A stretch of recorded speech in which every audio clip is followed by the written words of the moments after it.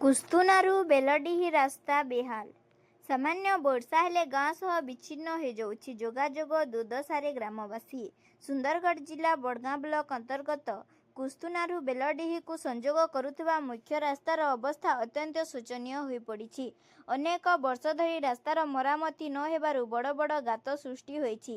ସାମାନ୍ୟ ବର୍ଷା ହେଲେ ରାସ୍ତା କାଦୁଅ ଓ ପାଣିରେ ଭରିଯାଇ ଚଳାଚଳ ସମ୍ପୂର୍ଣ୍ଣ ବ୍ୟାହତ ହେଉଥିବା ଦେଖିବାକୁ ମିଳୁଛି।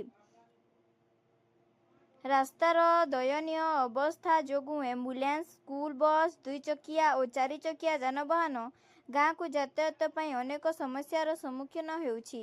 ବର୍ଷା ମାସେ ଆମ୍ବୁଲାନ୍ସ ଗ୍ରାମକୁ ନ ଆସି ପ୍ରାୟ 1 କିଲୋମିଟର ଦୂରରେ ରହି ରୋଗୀଙ୍କୁ ବୋହି ଆଣିବାକୁ କହୁଥିବା ଅଭିଯୋଗ କରିଛନ୍ତି ଗ୍ରାମବାସୀ।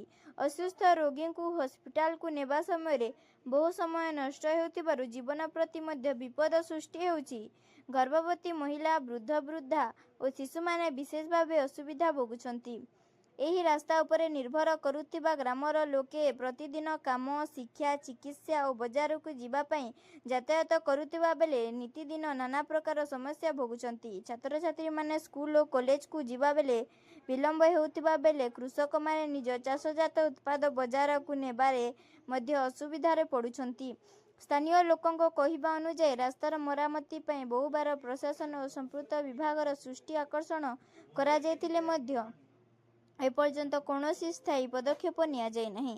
ଫଳରେ ଲୋକଙ୍କ ମଧ୍ୟରେ ଅସନ୍ତୋଷ ବଢ଼ି ଚାଲିଛି।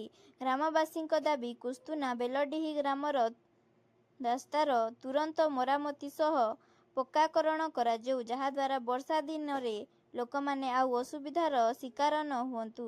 ପ୍ରଶାସନ ଏହି ସମସ୍ୟାକୁ ଗୁରୁତ୍ୱର ସହ ବିଚାର କରି ଶୀଘ୍ର ପଦକ୍ଷେପ ନେବାକୁ ସାଧାରଣରେ ଲୋକ ଦାବି ଜୋର ଧରିଛନ୍ତି।